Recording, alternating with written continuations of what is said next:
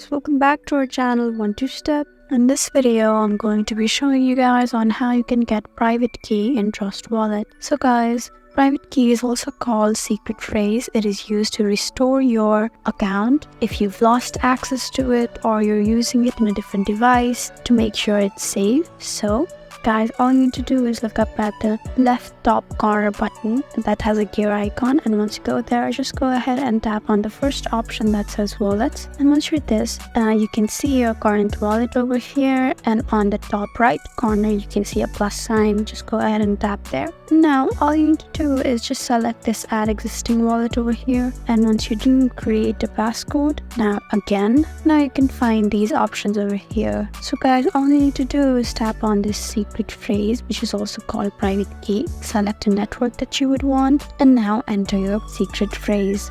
So it says it can be typically 12 words separated by single spaces, and once you've written down, just go ahead and tap on restore wallet, and in this way you can get private key in Trust Wallet. There's also a different method. You can just go back and go to security over here. You can also just enable your passcode for extra security. And guys, that's how you get private key in Trust Wallet. I hope this video was helpful for you. If you found this video helpful, please leave us a like and drop us a comment down below.